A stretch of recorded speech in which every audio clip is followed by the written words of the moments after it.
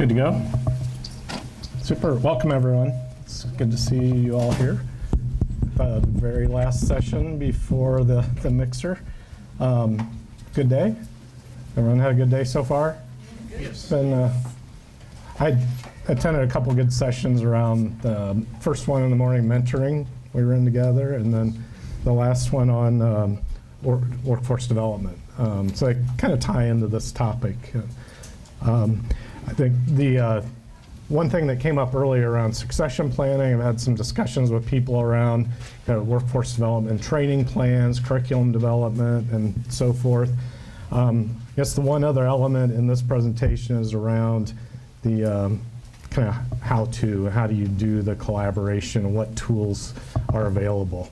So ahead of this talk, I sent out a survey to everyone that was registered for this session, and we got 40% turnout, which I think is decent for a kind of a last minute thing. And so I appreciate everyone that's done that. I've embedded the results into this presentation and compared to some of the industry results. So I guess the talk in a nutshell is around kind of spanning the generations in the workforce, around collaboration in the workforce, and then around capturing knowledge in the workforce for various reasons. Part of that is retirement, that's silver tsunami concept, but also changing jobs within the organization and so forth. I would like to introduce Jonathan Hall. Jonathan and I are on the same team, and part of the reason I wanted Jonathan here with me is, in his words, as a prop. So from a generational gap perspective, I'm in that later one, the Gen X and Boomer, kind of right on the cusp there. And Jonathan is in the younger generation. But one of the things that we found that Jonathan is one of those kind of guys that you want to hire people around you that are smarter than you, that have different skills than you, and that can complement the work team. Jonathan's really good there. So we kind of illustrated kind of the nature, across. There's me, there's Jonathan, and then there's everyone that responded that I saw on the list. Kind of span generations, but it seemed to be an older, experienced crowd. The last session we were in, we all stood up and kind of, you could see the different age groups. And I think it's telling that everyone recognizes the issues that are coming, and you're starting to look at how to address those. My passion, I think, is probably similar to a lot of the passions of people in the room, that I'm a builder. I like to develop the organization, develop teams, and then help people develop. So, the nature of our team is we're pretty collaborative, and we've been able to develop some tools that have helped us in that way, and we'll share some of those. I guess we're going to show a short video, and I'll go into a few slides around some of the research. But maybe, Jonathan, you could introduce the video. Yeah, so the video is from Bentley University, and it talks about my generation, Millennials, and just what they have to offer. So just the video is only a minute and a half, but it gives a lot of good information. I especially like the first part where they really espouse how great Millennials are. So that makes me feel pretty good. But they talk a lot about how Millennials nowadays are much more mission-focused. Money is not driving them as much. They've got a lot of new ideas, new ways of thinking. They're hard workers, and so it just really gives a good overview of what Millennials are and what we have to offer the workplace. And I think that goes both ways. So older generations can learn from Millennials, and obviously Millennials can learn from those with more experience. So we'll go ahead and go into the video here. Awesome. I find Millennials are a very, very hardworking generation. They may work differently. Social norms have changed. I think that millennials are really good with technology. They're very hands-on and they're very adaptable. They know everything there is, not only about today's technology, but they can see the future and the horizon. We have a lot of good ideas and fresh perspectives on things. They get more done, they're more entrepreneurial, they're more mission motivated, and they're more creative. They find more information faster, they collaborate better, they're better.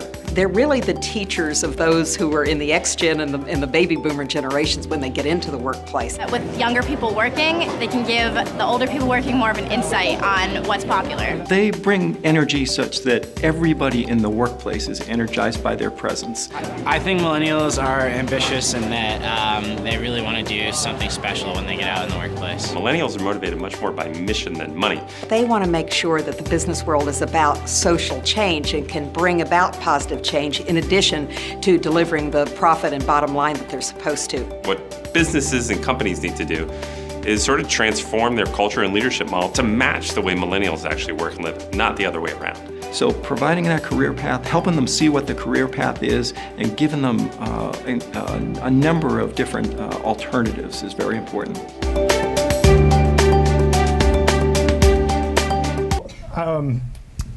I guess the thing that I caught out of that 90 seconds is that there are some advantages to different age groups. What I heard people say there, the creativity, the collaborativeness, fresh perspectives, bringing new energy in to the workforce, and the mission over money, positive social change. I think those are welcome in the workplace, and I think they're advantages. The purpose for this slide is just so that there are different definitions of these age groups. This is the basis for what's in my research and presentation. It probably maps pretty closely to what you've all seen and have been working off of, but they vary slightly by sources. So the main things that we caught in the last few years, we've developed some tools in-house for how we collaborate, but there is a difference of opinion on how you share information. What's the right source of information? What's the mode of sharing? Is there a willingness to share information broadly, or do you want to contain it? And obviously there's reasons to do either, but the reason shouldn't be just because that's the way I've always done it. So the learning styles maybe vary a little bit, and one of the things is there's some new tools available to support different learning and communication styles. There's a few slides here just for some basis. So this slide is all about population across the US. And the main point here is that population is somewhat flatlining based on birth rates. Death rates are starting to go higher than birth rates, but immigration is kind of offsetting that. So we're pretty much flat from a population growth perspective. At the federal government side, which is closely matched to public sector and state and local government, one of the things that's happening is the ages are shifting to the right. So boomers are reaching retirement age. I've heard that over and over today, and matches research in a lot of different ways, but the age groups are kind of shifting that way or that way.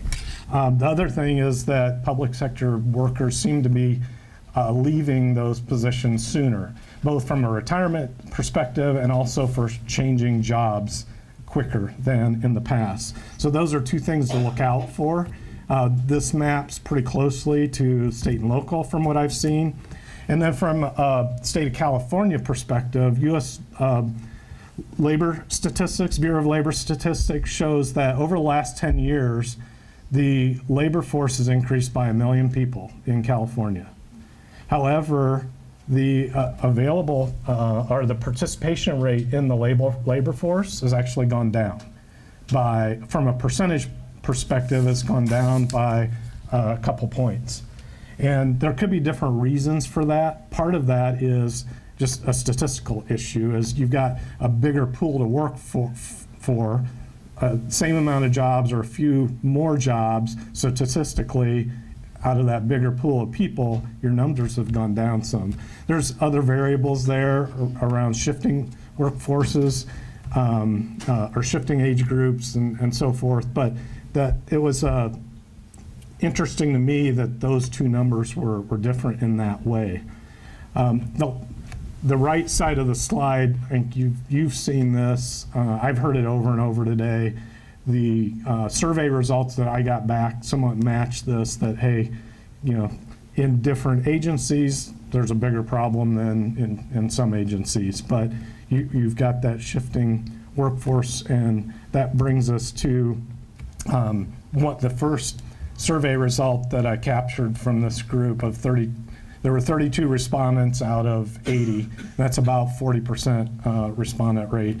So 2/3 of you said, yes, that somewhat matches my immediate group, that we're in that same range, that 40% of our team is eligible for retirement. This brings us to a couple things that I want to illustrate, a couple problems. One is that I think that the generational spread is a diversity issue. It's as big an issue as sex or race or geographic location, and we need to acknowledge that and treat it as such so that we can address it properly. The other problem, it really has two aspects. Because that workforce demographic is changing, a couple of aspects are that you've got a different mix on work teams, and that's changing over time. So from this year, you might have a different mix than next year and 5 years from now, and some of the data will support that as well. The other part of that is we need to be able to capture that knowledge so that when the folks leave those teams, that we can still operate and operate better than we did last year.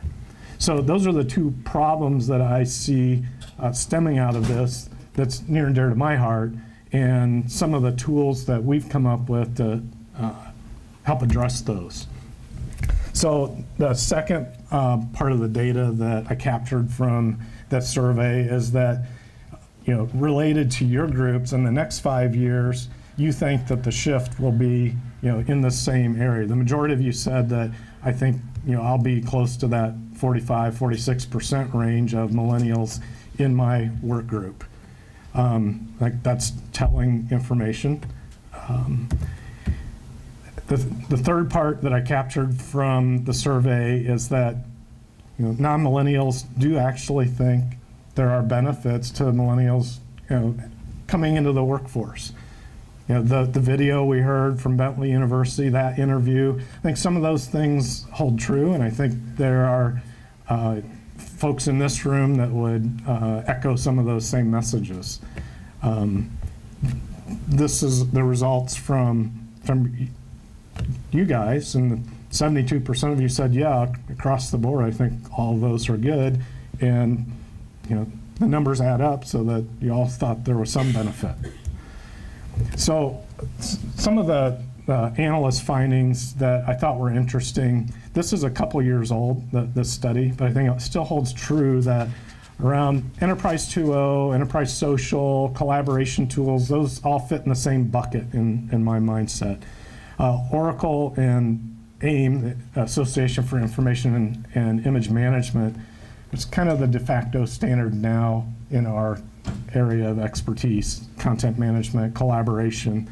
The study that they did was across age groups. This particular result is combined age groups, but one of the main things that these folks wanted as a result of collaboration tools is the ability to make knowledge sharing better within our groups. That's the number one thing. The other things below there around quicker time to information and a better way to be cohesive with team building are definitely important, but the number one thing was knowledge sharing between staff. AIM Industry Watch tacked onto that the increased collaboration is important, and large organizations have these Enterprise 2.0 tools and the social Enterprise Social tools. This one is a little contrary. to the group that was interviewed, that was surveyed. And I'll show that in a minute. The next survey question we asked was around what's the most important driver for increased collaboration for your team. And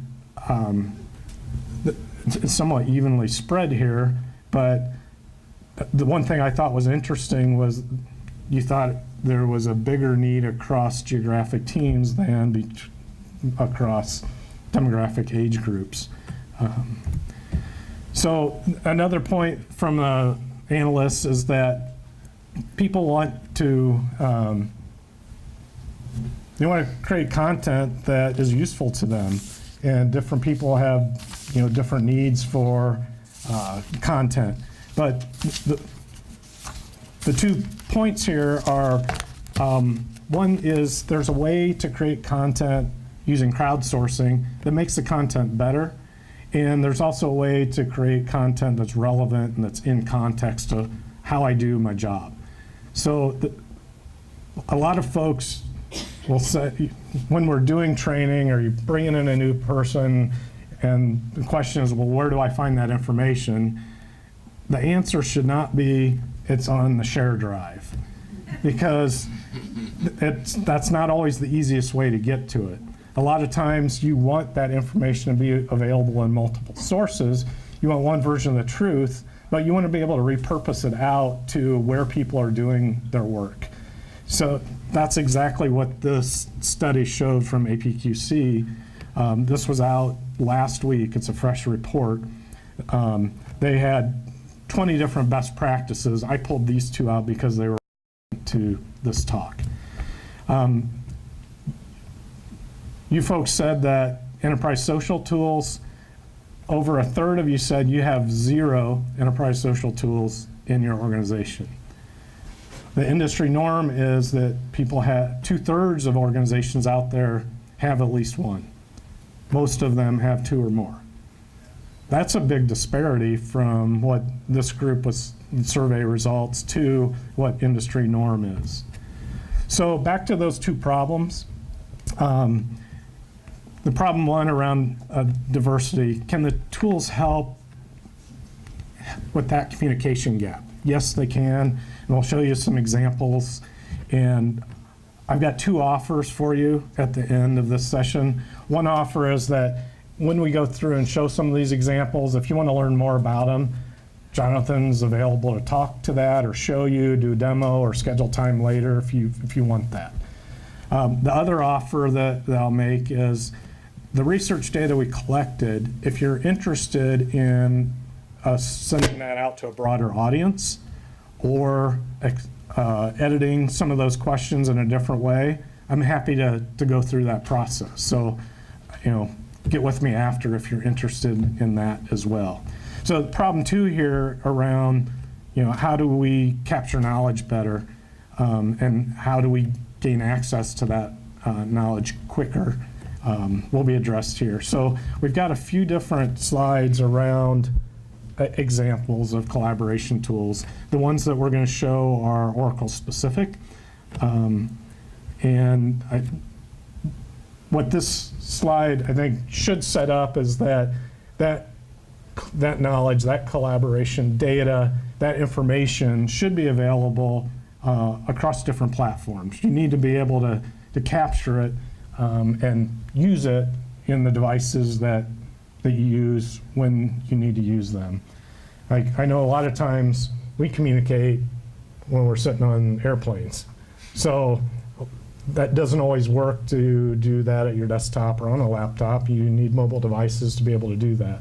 And if the document we're using is on a shared drive, maybe we have to VPN into that, and so some of these tools can help so that you're not, you don't have to jump through hoops to get to the information you need.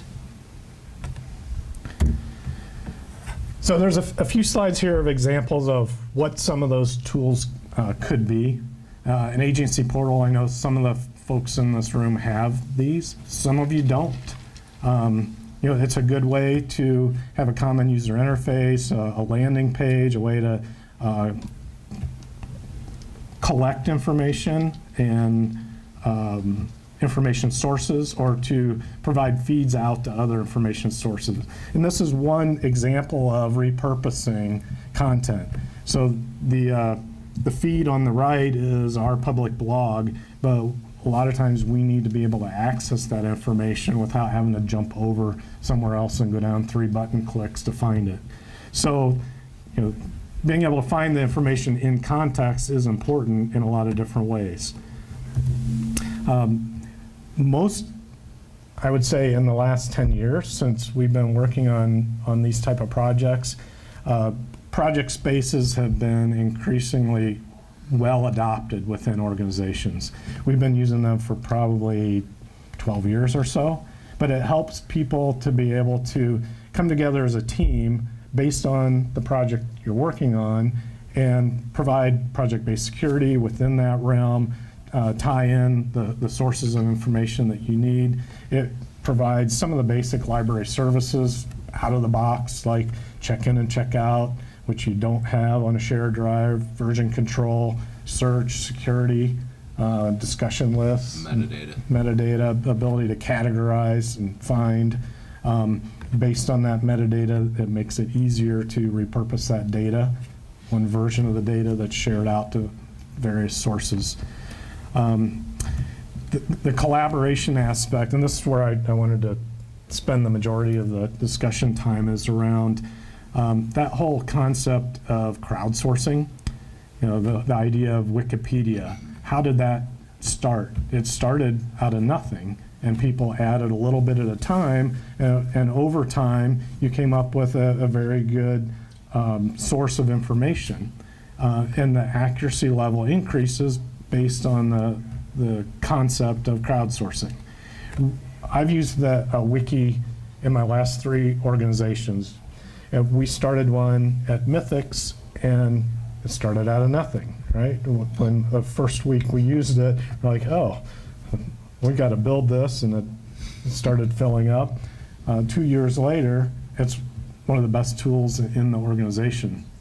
And we use it a couple different ways. We use it for managing projects, but we also use it as our knowledge base. So when new folks come into the team, if they want to know where things are, instead of pulling stuff out of the file cabinet, or instead of pointing them to 5 different locations, you can go to one place and say, here it is, and when you learn something new or better, add to it so that we continually better our organization.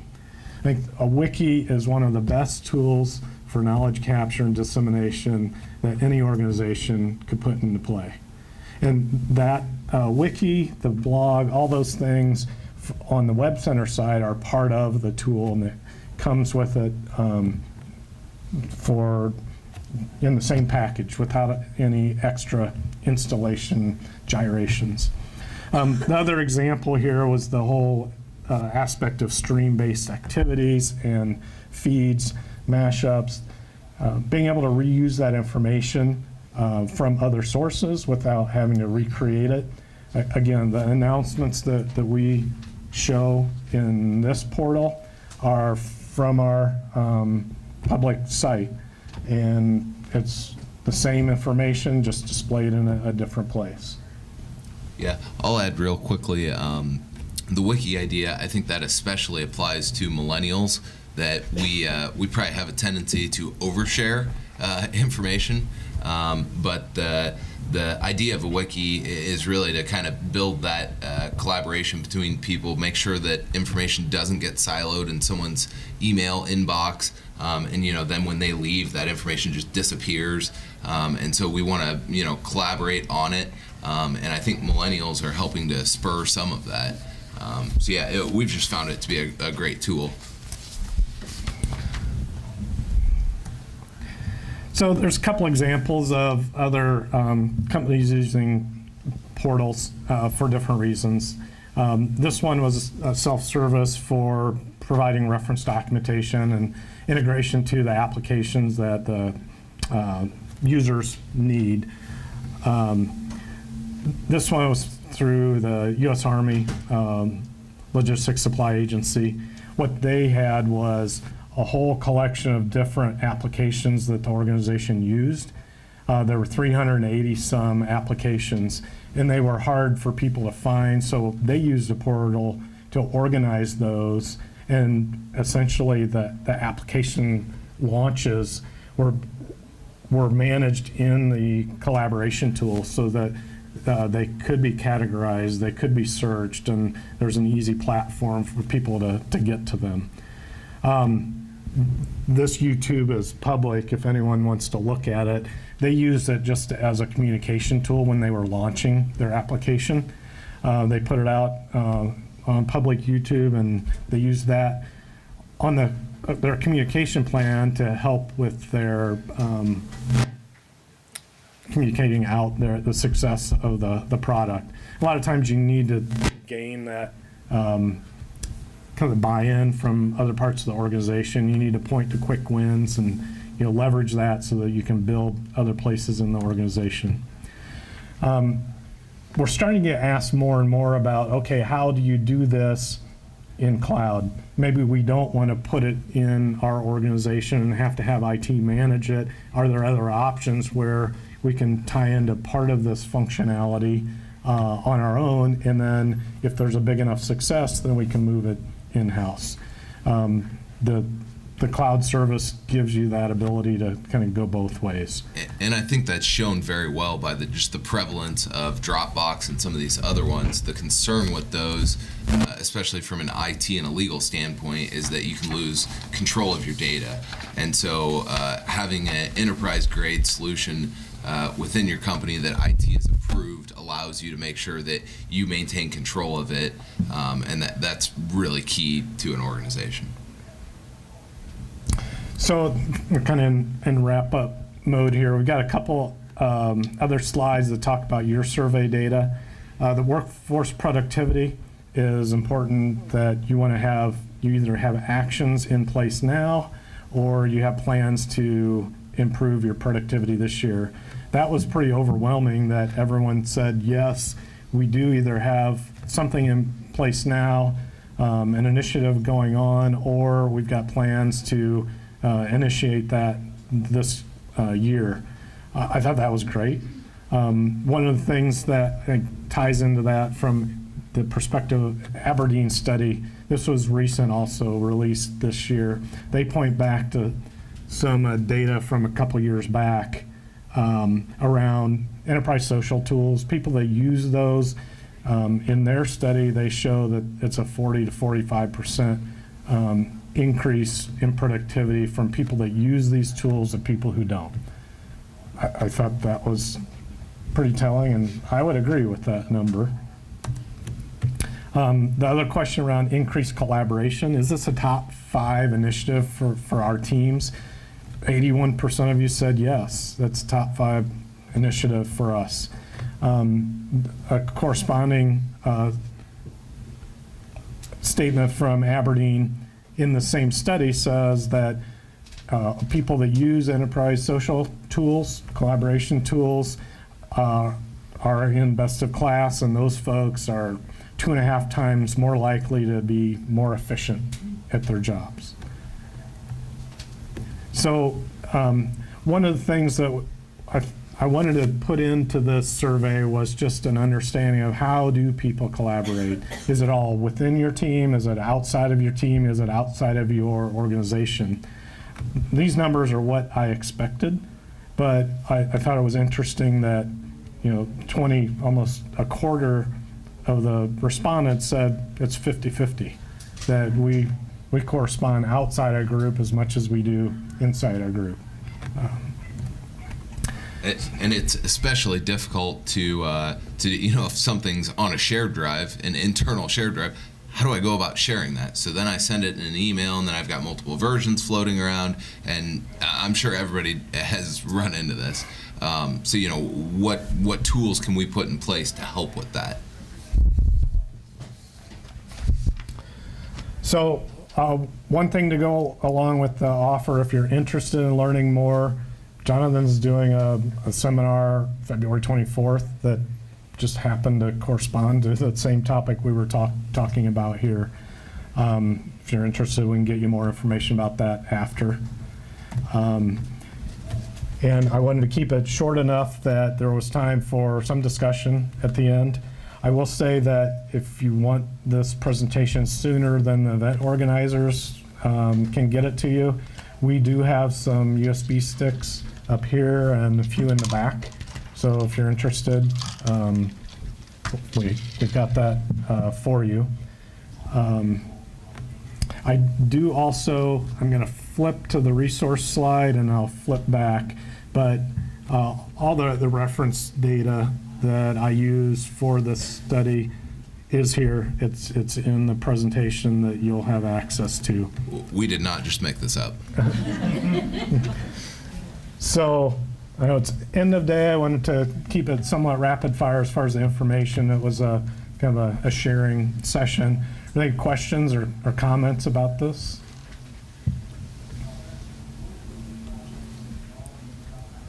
So I guess we could end with what they did in the last session. Okay, whoever is in the millennial age group, stand up, and you're able to go first. Good, Yeah. good. And who's in the Gen X range?